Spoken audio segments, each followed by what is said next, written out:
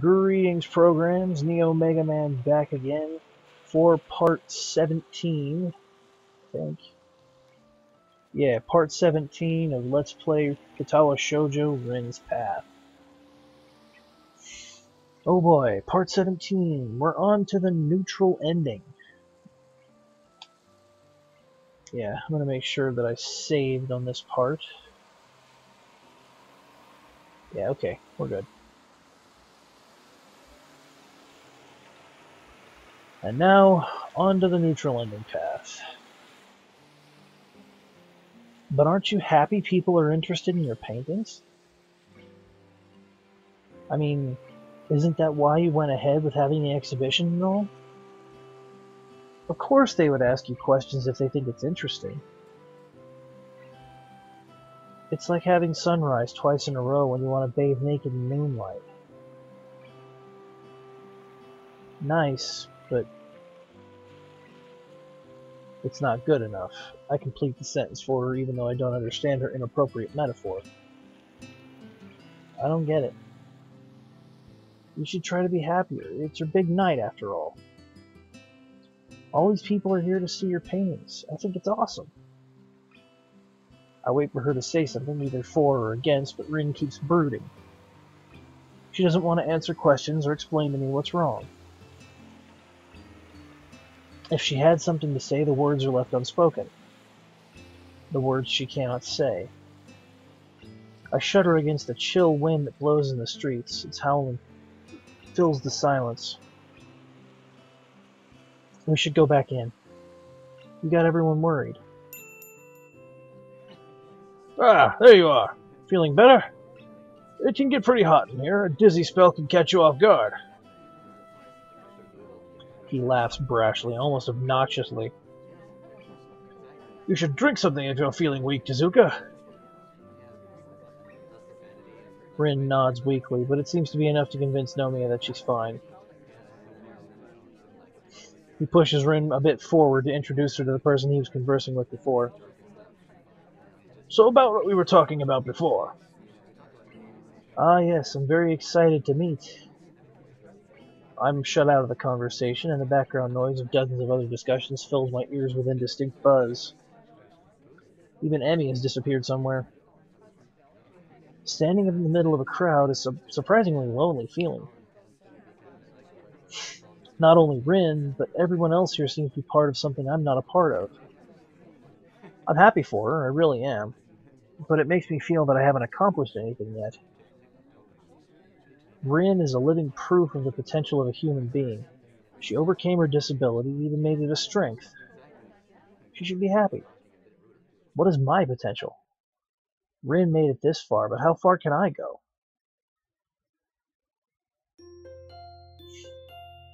New day!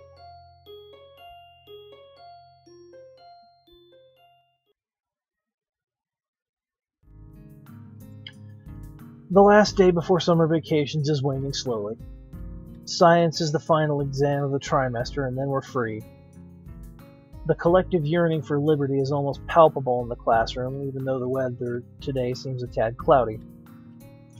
It might rain today, who knows? I've already finished the test because it was pretty easy, so I'm doodling lazily in the flip side of the paper waiting for Muto to call time.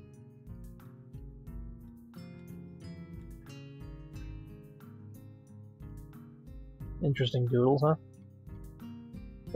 Angry kitty face. Mischief. It also prevents Misha from covertly trying to look at my answers over my shoulder. She might fool the inattentive teacher, but I can tell that she's trying to look. I guess it's her best bet at passing the test. Doesn't make me feel any mercy, though, so I just ignore her and look around me. Hardcore, Hisao. It's quiet. The only sounds in the classroom are the quiet shuffling of papers and Muto's constant coughing. Makes my awareness of the surroundings slowly drift to the backstage of consciousness, giving room to other things. Vacation, huh? Some people will stay at the school even over the holidays. Some will go back to their families. I probably should make the trip back home and report to my parents that I'm alive and well. Not much to do at the school anyway, I suppose. Next trimester will be stressful. Everyone will start having to seriously think about what to do after graduation, including me.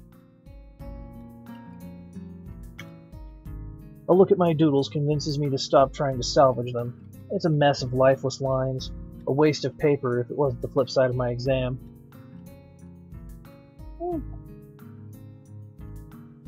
I don't know, Hito. Some of them are okay.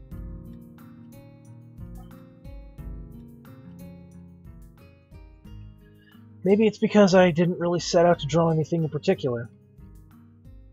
I just wanted to kill some time, so the drawing became exactly like I am, without a direction to go.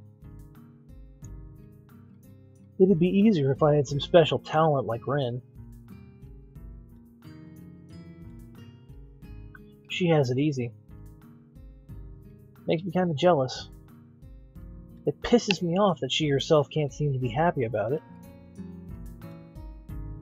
And time. Muto's call for the end of the exam draws groans of displeasure from half the class. I don't blame them. The exam was kind of tricky. Muto expects a lot from our class, even though he's not strict at all. I guess he'd like all of us to become scientists. Put down your pencils and turn in your papers, please. The biggest groan comes from the desk to my side. Misha's despair is almost tangible. The dark aura of lost hope emanating from her seat makes me simultaneously frightened of and sympathetic to her. Now then, there should be homeroom before you are free, but I only have a few announcements to make, so this should be over quickly. His announcements are never important, so I listen to him with only one ear. Misha seems to be too down in the dumps to even pretend attentiveness. She slumps her head against the desktop, looking stricken. Cheer up, Misha. It's vacation. Don't worry about the test. Thanks, Hichan. Her frown becomes a small smile and a sparkle of excitement lights in her eyes. What are you going to do over your summer vacation, Hichan? I'm going to Shi-chan's place. They have this awesome and super cool mansion. I'm so excited. I'm sure it'll be the bestest summer vacation ever. She seems to have forgotten all about her misery in a few seconds and bounces up and down in her seat as if to pump up her excitement. Whoopsie doodle. I don't really have any plans, I guess. Is that so? Maybe you should... A finger tapping her shoulder steals Misha's attention away from me.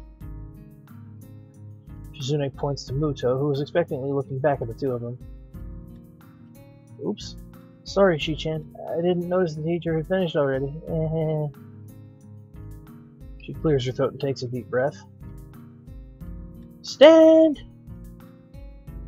I stand up with everyone. Since I've came here, I've always worried about something, or wondered about something. What do the wheelchair-bound students think about this daily tradition being unable to do it properly? Is it a faux pas to keep this tradition in place that bypasses many others for convenience? Even though I never asked anyone, during these short weeks here I've come to the conclusion that they definitely are not insulted. They understand. That's what I like about this school. Nobody is too uptight about anything. Everyone is so considerate and understanding of each other. I wish the whole world could be like this. Bow! I turn the page slowly, listening to the rustling sound the paper makes when my fingers grasp it. I'm restless. It's the summer vacation. No class, no homework, no art club meetings, just free time to spend however I want. It doesn't feel like anything. I tried to cheer up Misha, but I'm not feeling too cheery myself. To be honest, the free time is intimidating. It reminds me of the hospital and the long, meaningless days that had to be filled somehow. The only difference there is that I was bound to the ward, guarded by the Cerberus-like nurses. Excuse me, reading was a good solution back then. But the thought of spending my summer vacation reading books feels nerdy. That has nothing to do with the fact that I'm reading even now. I'm just killing time and trying to fight my anxiety. Besides, my mind is on other matters, stretching in too many directions to make sense of any of them. Thus, the book I've been progressing on since Tuesday is progressing slowly. I'm guessing that Hisao also has little money. It feels like this book is taking me longer to read than it took the author to write.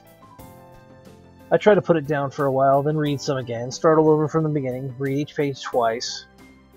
Nothing works. I have zero concentration. Taking it with me just in case, I head out to get some fresh air and inspiration as to what to do. I make my way to the quad, passing by students heading for the gates.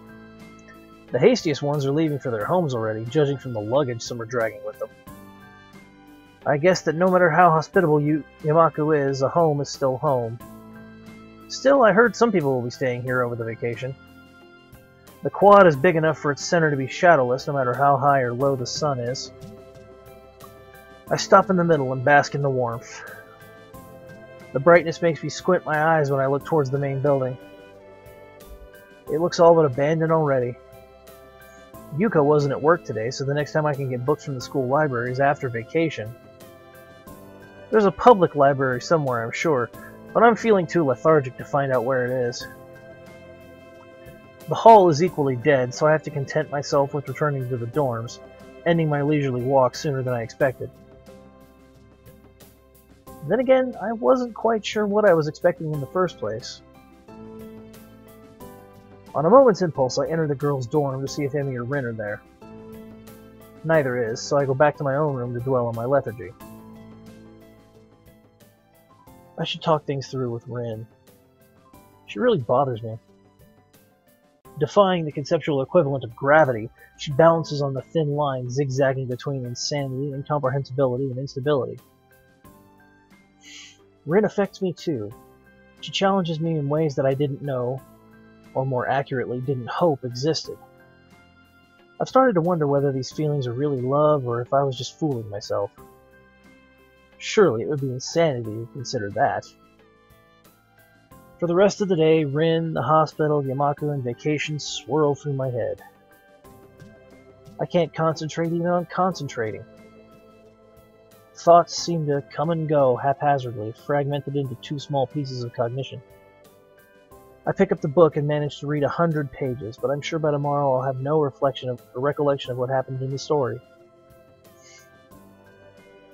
I try to clean up my room, but even that proves to be too bothersome, too time-consuming, and requiring too much attention to detail. It's usually like this. When you have nothing to do, you do nothing even if you could. As expected, Mom calls me and I end up promising to see if I can get a train ticket for tomorrow, or failing that, the day after. Maybe I'll go downtown tomorrow anyway. I could do some shopping or something. Not that I need anything, but maybe there are summer sales and I could pick up something. Why am I trying to force myself? Before, I was content with having nothing to do, save for kicking the ball every now and then at the field. Now it seems that I can't settle down at all. Is it because I have changed, or because my world has changed? By 11, the darkness bids me to sleep. The medication bottles are innocuously arranged on my night table, not at all beckoning, rather pointedly reminding me of the reality instead.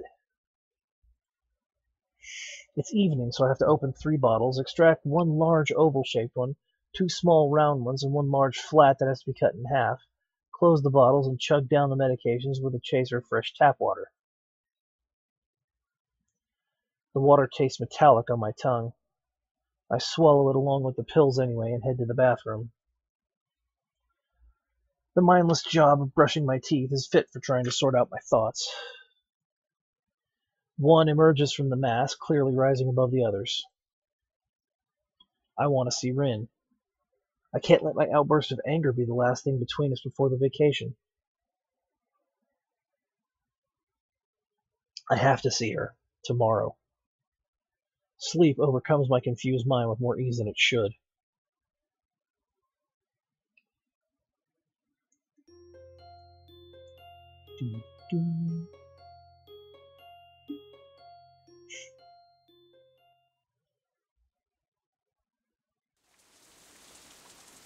Rain is falling on my summer vacation like an uncountable number of small bad omens. Luckily, I'm not superstitious, but the bad weather makes me downcast too. It's been like this since morning, and there's no end in sight. An impenetrable gray mass of clouds shadows the sky as much as it shadows my mood. In a bout of defiance, I finished cleaning up this morning, but after that was done, I ended up staring out of the window in hope of the weather clearing. The incessant drumming of rainfall against the roof and pavement is mesmerizing. A droning background noise to lose your mind into. The motherfucking dot. More dots. This won't do. I have to get a move on. Should I pack now or later? I decide on the latter and make my way outside, pausing briefly at Kenji's door to listen to the odd clunking sounds from the other side. I don't dare to knock out of fear of finding out what it is he's doing. Braving the rain from under my trusty umbrella, I cross the space to the girls' dorm. Knocking on Rin's door yields no answer, but the door behind me opens instead. Hisao? Hi! Terrible weather. I even missed my morning jog. She frowned, but I'd be glad if I was her. Emmy's morning jogs are anything but leisurely. Oh, hi. I was... If you're looking for Rin, I don't think she's there. Have you seen her recently? Yeah, just this morning when I woke her up. The mention of waking up makes Emmy yawn like a cat and makes me feel silly. Of course she's seen Rin. Emmy wakes her up and helps her get dressed on most mornings. Even makes her lunch boxes every now and then. They're like sisters, even though they seem to have nothing in common. I wonder which one is the elder sister. Probably Emmy, against all odds. She is really diligent, even though she gives the feeling of someone who would be a total airhead. Why does it feel odd that she's so dutiful under that cheery grin of hers? She left for the gallery a few hours ago. Hey, are you listening? Maybe I'm making a funny face or something, since Emmy tilts her head quizzically, looking at me with her eyes round and inquisitive. Her innocent face seems to request my attention. Yeah, I'm listening. Can I ask you a question? Yeah, of course. She furrows her brow, licking her lips as if to prepare for something. Why do you care so much about Rin? I mean, you probably hang around her more than I do. And we even slept in the same bed sometimes until... lately. After she banned you because you ravaged her hair? A shock of horror widens Emmy's eyes at least twofold, making them seem even more saucer-like than usual, and a healthy blush rises on her cheeks and ears. That's how got her. She told? Oh, I'm gonna strangle that Rin or something other horrible. I hold back my laughter, lest she direct her disdain at me. Emmy recuperates quickly from the embarrassment and seems to forgive Rin in the same instant, getting her focus back on me. Anyway, are you in love with her or something? Uh-oh. This really feels like an elder sister questioning a suitor. Emmy is kind of nosy, and not in the good, happy way, if there even is one to begin with. She'd make a good partner for Misha, to be honest. The horror. That's already your second question, so I don't think I have to answer. I try to conjure up a front made of pure crystallized cool and uninvolvement. Kind of like Rin. I wonder whether I managed to fool even myself. At least Emmy is waggling her eyebrows dangerously with a nasty smirk on her lips. Is that a yes? No, it's not a yes. Obviously unsatisfied at my refusal to answer her way too intimate questions, she has enough sense to back off. Doesn't stop her from sticking her tongue out like a kid and giggling again. If that's your answer, I don't think I have to talk with you anymore. It's easy to see that she's not really angry. Besides, I have to go pack now. Mom will be worried if I miss my bus. See ya. Yeah, bye. She retreats back into her room, leaving me alone in the hallway. What's between me and Rin is not her business, right? That's why I ended up not saying anything about our fight to Eddie. Rin must not have said anything either. I guess, even though they are friends, there are things they don't talk about. So if Rin is at the gallery, I'd have to go all the way there. Now that I managed to get out of my room, I suppose it's not that much of a bother to go downtown. I could go get a ticket, but the train home will have to wait, at least until tomorrow. No way I'm going to carry baggage to the train station in this rain, even if there's not that much of it. Rain makes all outlines seem very unstable, as if they were fading away. The townscape turns into a shapeless collection of various fuzzy tones of gray, instead of distinct forms of buildings and cars. Those poor souls who are forced into the downpour try to make as much haste as they possibly can, pitying each other for their shared misery. I turn the final corner, the 22nd corner, so to say, and immediately feel stupid for being amused by my own pun. The door beckons me with promises of warmth. The rainwater dripping from my umbrella makes interesting, almost artistic patterns on the floor. I am not wet, apart from my shoes that leave small puddles in my wake, completing the rainwater artwork. Nomia is here too, chatting with Sae at the back of the gallery. Rin's nowhere to be seen, though.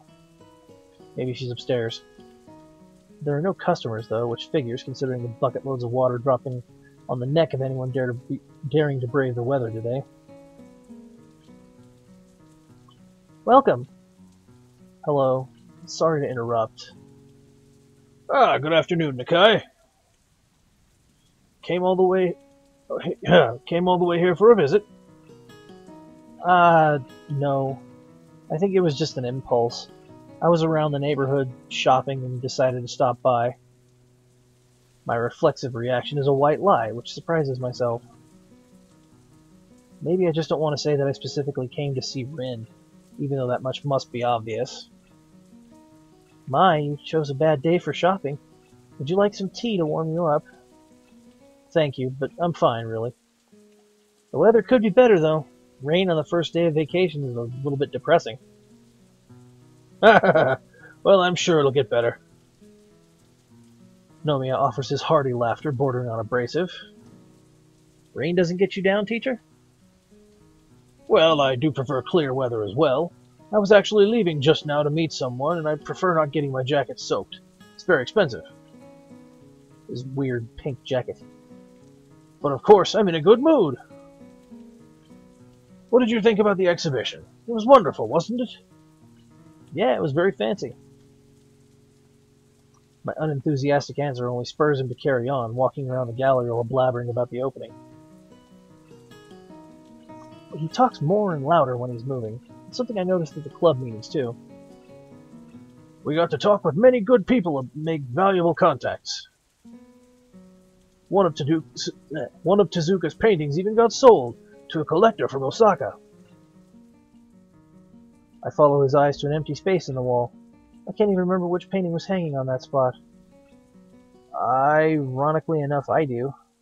It was that pink face person with the eyeball on their cheek kissing the skull or whatever. Well, it's gone now. It was lucky that she was all right despite that dizzy spell. She got a little quiet though, so I told her to rest well. Then again, she's always been pretty shy. Shy? Whatever. I just nod along with the teacher.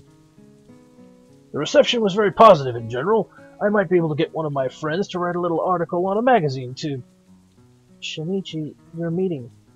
You're making Mr. Takahashi wait. Sae's remark makes him stop in his tracks and check his wristwatch. Nomiya frowns in displeasure at the interruption to his tirade. Oh, right. Yes, well, I'll be off then. We'll meet in September, Nakai. Bye. Wow. Teacher really doesn't hold back when it comes to Rin's budding artist career. I guess it takes a lot to succeed, but I suppose his job would be easier if Rin was more cooperative. She's too indecisive even though she's doing just fine, like that dizzy spell from the night before. She just got freaked out or something, and I didn't do anything to help her. I sigh. It feels like the gap between me and Rin is only widening. She's going to become something great while I'm still feeling like I'm bogged down, despite promising myself to try and make something of my life. On top of that, we had that fight, and the longer we keep not talking, the harder our wounds become to heal. If that's even what we want. I never found out what Rin felt, and now I'm not sure what I feel myself. I wish I could understand her, but Rin is not very open for interpretation. Not that she's hiding anything, she just seems to defy my attempts at making sense of what she's talking about on any given day. Something on your mind? I realize I've been spacing out in the middle of the gallery for who knows how long. Nothing special. I pretend to study the closest paintings to distract her. I've seen it before. The now all too familiar strokes of color, twisting and melting into each other seemingly randomly, still manage to feel like there's something happening behind the scenes, so to speak. Rin's style is so much like her. Abstract, incomprehensible, colorful, mysterious. I wonder if to understand an artist one must understand art. I may have a question. Oh? She looks up from the magazine she was idly leafing through, seemingly delighted at my display of unspecified interest. How do you interpret art? What do you mean? Her eyebrows raise high into questioning arcs, as if the question was too complicated to even begin to answer without clarification. Sorry if I'm asking something stupid. I don't think I really understand art like the pros do. Oh, there's no trick to it. Saya waves my question away with a simple but efficient flick of her wrist. Everyone interprets art as they will, and interpretation is as much in the eye of the beholder as in the intentions of the creator. Pros have their own way, because there's this thing called art theory. There are patterns in art, just like in everything, and we assume that it's possible to draw some conclusions from observing those patterns. Her voice is like a teacher's lecturing and adding emphasis on random words to keep the listeners on their toes. In the end, I suppose it's pretty meaningless. She moves to musing seemingly to herself, muttering loud enough for me to clearly hear. A good piece of art will make you feel something, and that's all there is to it. Feelings change, and they affect the art we create and the art we see. But I'll tell you a story. Do you have to? The last one was depressing. It's important. Listen. About 100 years ago, a little-known painter got news that his friend, a man called Kasagemas, had committed suicide.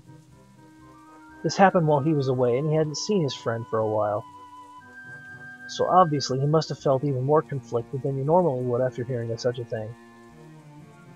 For 4 more years after that, our main character did nothing but monochromatic paintings because he was so deeply affected by the news. Ah, I know who she's talking about now. Whatever he did, he always kept returning to that same color until it let him out of its grasp. She takes a little pause to check whether I'm still following. I am, to an extent, so I give her the prompt that storytellers seem to live for. So it's hard to continue from that. I can't seem to come up with a question she wants me to come up with.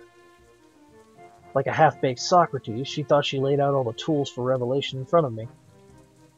Don't you see the point yet? Only her student proved to be too dense to get it.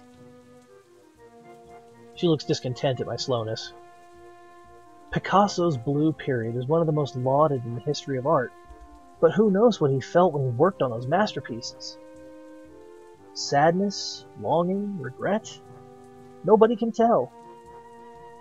If you now see one of his blue period paintings, you'd probably interpret it differently from before you knew about Picasso's friend Kasagemas. Experiencing art is always personal, only interactive by chance or circumstances. There are a million explanations for any given piece of art, but it might be that none of them are what the creator intended. No man is an island, you know? I nod without understanding what that last remark meant. What she said made sense otherwise, except for one thing. If art is a communication, like Rin said, but everyone is talking their own secret language, like Sae said, what can anyone ever hope to communicate? It seems so futile and pointless. Art really is not a thing for me. Sae returns to her art magazine. I make a round in the gallery, trying to see what Rin can see in her own paintings. A soothing mood takes hold of the gallery, surrounded by the rainstorm, the big windows making the transparent isolation feel more comfortable. A tinkle of the bell disrupts the tranquil mood. Rin pushes the door open with her shoulder and steps in. I had almost forgotten that she was the reason why I came to the gallery in the first place. I think I'm ready. She pauses mid-sentence, noticing my presence. The needle-dropping silence lasts for exactly 1.5 seconds. Not enough for either me or Sae to open our mouths, but enough for Rin to react. I'm going for a walk.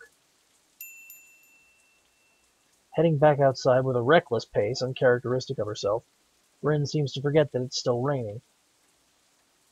Without giving it any real thought, I grab my umbrella and hurry after her. I catch Rin around the corner, open the umbrella, and lift it above the two of us while still having to almost run to keep up with her. She doesn't protest me running after her, nor me giving her shelter against the rain, eventually slowing her pace down so I can match it without an immediate danger of overexerting myself. I relax from the rush, assessing the situation. The last time I held my umbrella to guard both of us against the rain, I didn't think too much about it.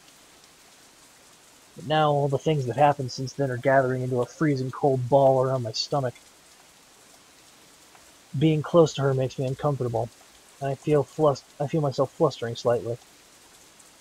It's hard to get words out of my mouth as it feels suddenly very, very dry. Still, it's not like I can back off.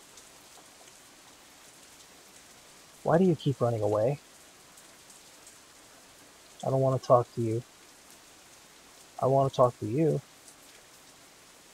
It hurts every time I do. Sometimes it can't be helped. I don't want to hurt. Fine, we don't have to talk. What should we do? Let's just keep walking. Heavens. Just walking? Just walking. Okay.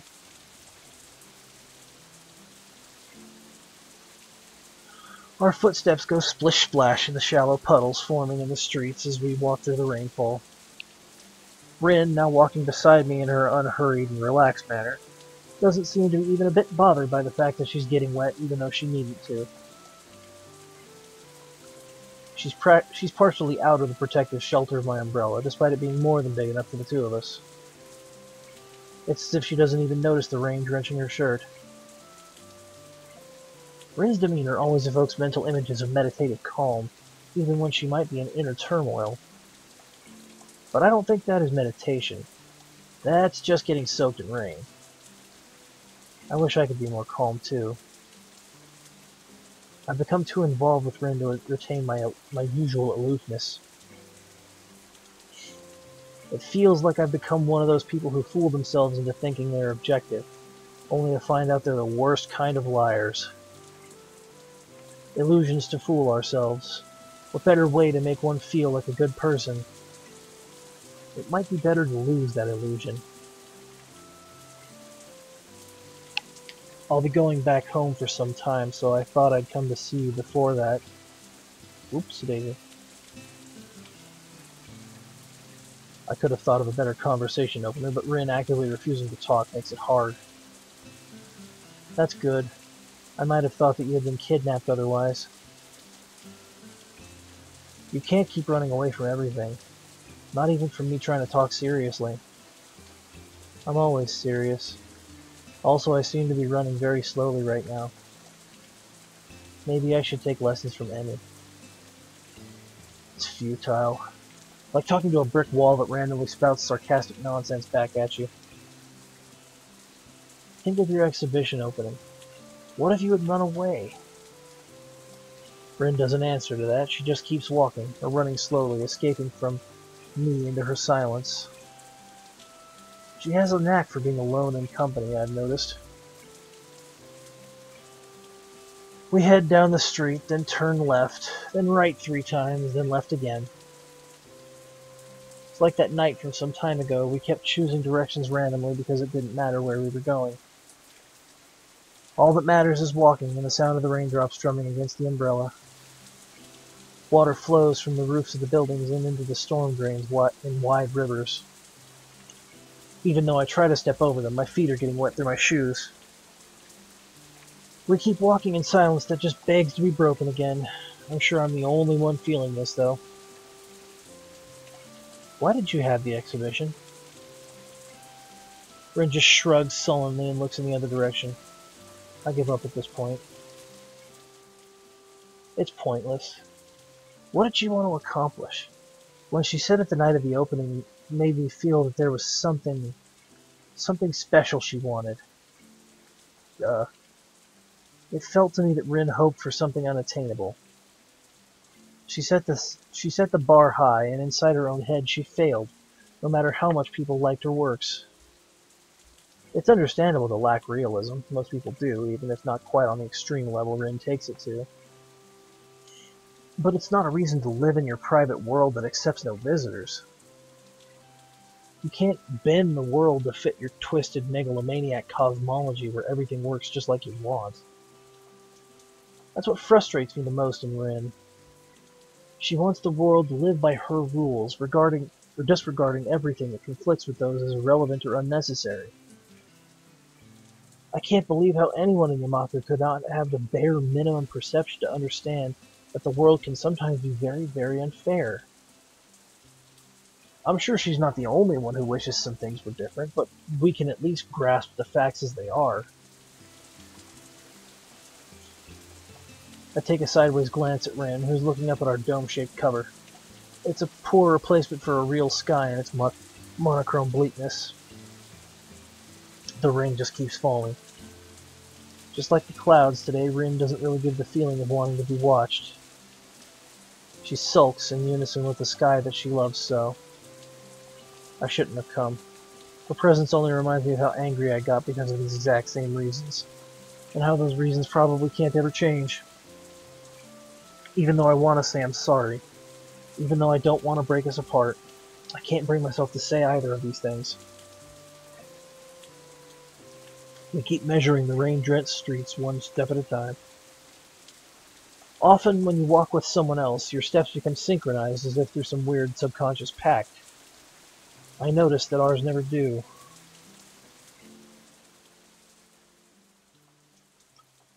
Time passes and the strikes against the drum skin of the umbrella fade as the clouds above slowly disperse to reveal the cerulean blue. Eventually the rain yields enough for me to close the umbrella, shaking the excess water off before I do. While I wrestle with the mechanism, Rin stops so abruptly that I take 5 steps before realizing that she's not with me anymore. Stupid umbrella seems to be jammed. When I turn around, I find her staring straight at me with an impassive face. I wanted someone to say I understand how you feel. Wouldn't that be great?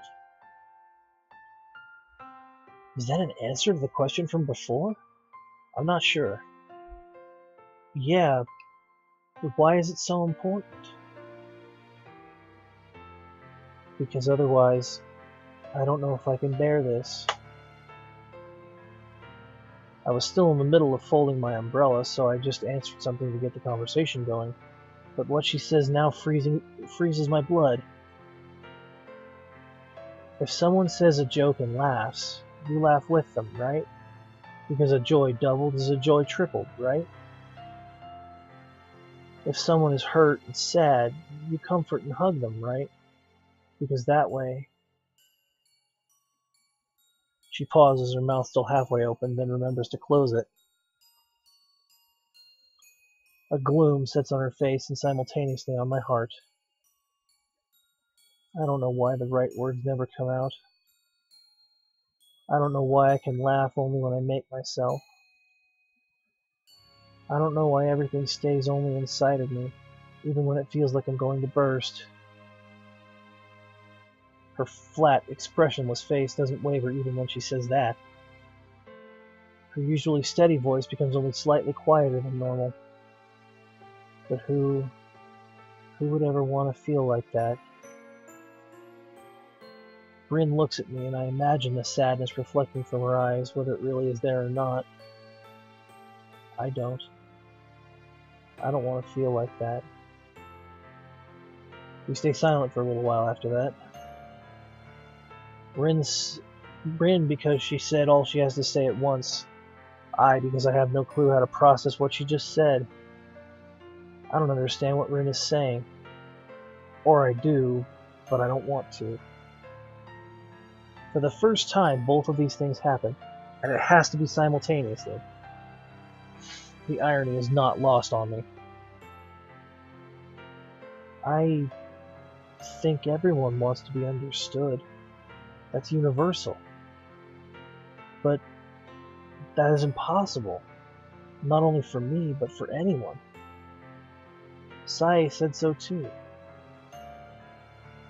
You affect other people and are affected by them, but in the end you see everything the way only you do.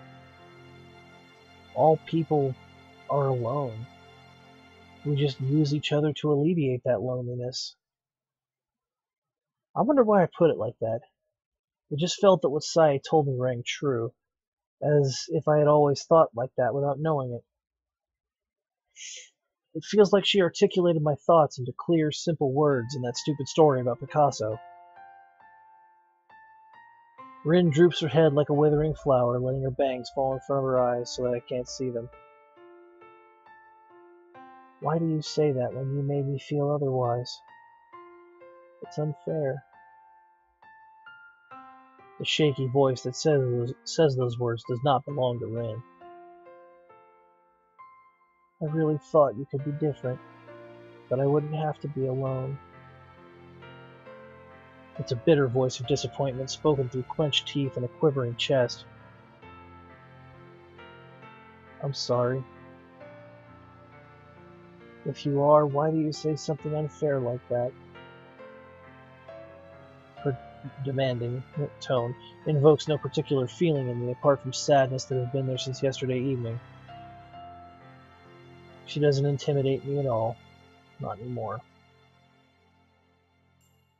Rin is not a prodigal art genius, nor an unpredictable idiot savant who could tear the logic lobe of my brain into shreds whenever she opened her mouth. She's just a girl that I thought I loved. A loved one who wanted to be my friend. A friend who I let down. I say that because saying otherwise would feel like lying. Why? Simple questions are the hardest ones. I have to close my eyes so I can focus my thoughts enough to answer her. I'm no artist. I can never be on the same level with you. There's a world only you can see. And to be a part of it, I would have to become you. That's something I can't do, no matter how much you wish me to. Rin takes in my explanation without batting an eyelash. I'm not a real artist either. I just paint because it makes me feel like I can really feel something. She holds her breath for a while before releasing it into a long, sigh-like flow. That's why I'll do it. I've decided. I'll do it. Even if Hisao says that, then that's what I'll do. Do what? Rin, starting a little, shows that she'd regressed into talking to herself again, but I'm glad I can snap her back even now. Teacher and Sae have talked with someone who is a very important person. I got a scholarship for a big art school in Tokyo. He said I could transfer there and start after the summer is over if I wanted to. I don't really get why. Hold on, what? Why didn't you tell? I just did. You're the first one I told because I decided it just now. She keeps her cool, looking only mildly surprised at my shocked interjection. It's ridiculous how easily she can say something so life-changing. I can't believe it. After what happened in February, I've had enough change for this year. Even if things are going badly right now, I don't want everything to change. But what about Yamaku? Don't you want to graduate with everyone? My plea evokes no emotion. Everyone who? Emmy? Me? Everyone. I can feel my pulse rising unnervingly, and my breathing becomes fast and shallow. I don't want this to happen. Their life is not mine.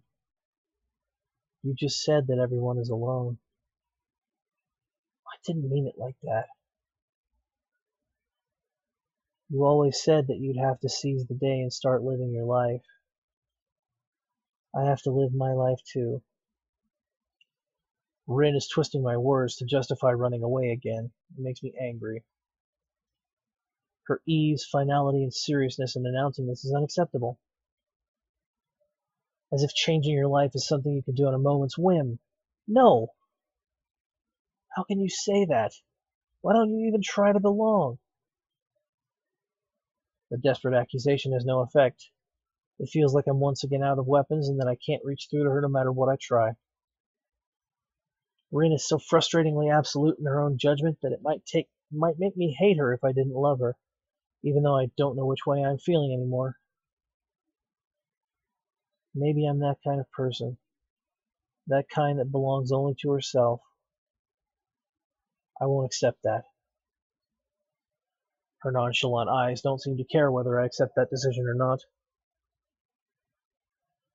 The pause lets me cool down to find my sensibilities.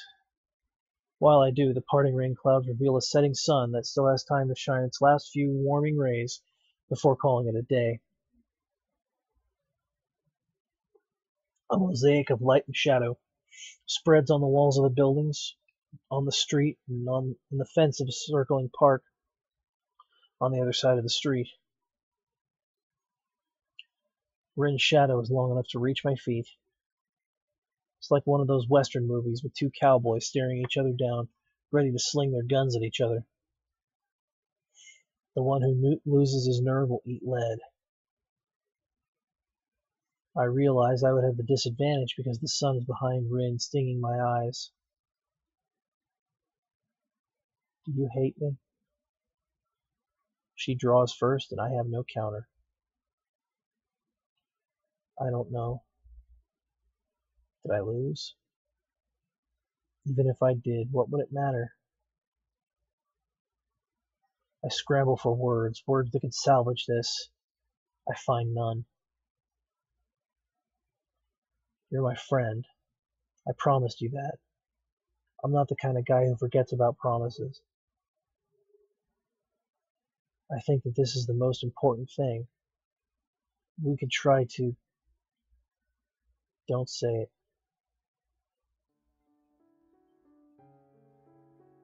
Predicting what I was going to say, Rin throws herself into my arms, pressing her body against mine. I feel her rising to her tiptoes to match my height and snuggle closer. The scent of her hair is that of rain and paint thinner. Her body feels as cold as always. Her breathing against my neck is hot as always. It's funny how all of those feel so familiar even though Rin as a whole does not. Are you sure you can't hate me?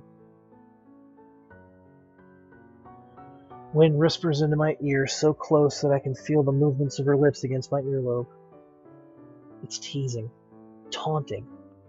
If this was some other kind of situation, I'm sure it would tickle tantalizingly and I would giggle even though I'm a guy. It would be easier if you did. Dunno. It's pretty hard when you're hugging me like that. I wonder if it's because of my sullen voice, but she takes a step back, looking wistfully at her short arms. I wish she hadn't done that. I can't hug anyone, Hisao. I'm a bad person like that. That's why I have to go. She disarms me completely with 3 simple sentences, rendering me unable to argue anymore. And since I can't, Rin is free to continue as she wills, shifting her weight from one foot to the other before she does. I will learn to hug people in my own way. I'm sure I can become a real artist. But if I do, I might not be able to be me anymore. The hint of a smile on her lips is a betrayal, a false sign of self-confidence in a future that even Rin can't foresee. I'd want to interpret it as a sign of hope, but I know better. Rin just keeps smiling, that awkward, forced smile of hers. That's why. Please forget about me, and I will forget about you too. I'm sure that... She chokes in the middle of saying something I would never come to hear. I don't think I'd wanted to hear it anyway. This is not fair. Rin is not joking. Rin is always serious. But I can't accept it. Can't. Forget about you? How could I ever? That's what I'd like to say, but I don't know how I would continue. I can't come up with anything good to say, so I have to challenge her. How could you say such a thing? Rin raises her eyes to meet mine. They're serious and deep, a perfect image of the uncharted territory I always thought they were. Even now I can't read her emotions from those unblinking jade irises that could never reflect what they saw. It's easy. After all, I'm good at forgetting things. Her unfairness is choking my throat, but I manage to utter the question burning in my mind. So is this it? Is this goodbye?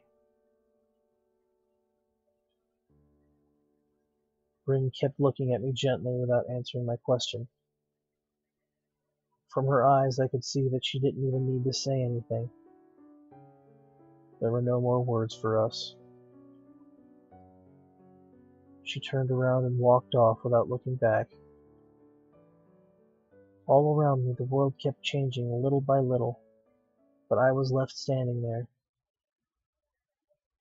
The sun dropped below the horizon, casting long and thin shadows across the street. In the waning light, Rin's distancing back seemed to be like from a faraway dream. The gap between us grew slowly. The ripples on the puddles she stepped on expanded until they met the limits of their tiny existence and disappeared without a trace. Her words stayed frozen deep inside my heart.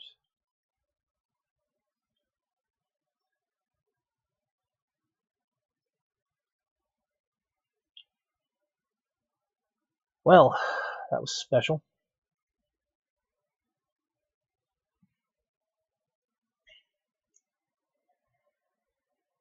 Yeah, I don't know. The neutral endings always seem to be more painful than the good endings, or the bad endings, I mean. Yeah, they're really always more painful than the good endings, that's for sure. Oh, dearie, dear, dear.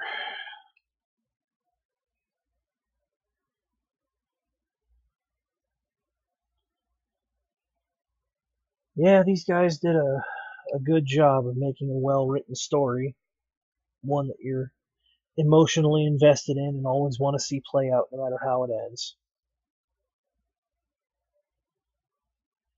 And unfortunately, this ending was depressing, to say the least. I normally would have split this one into 2 videos, but I got rolling and just kept going, so...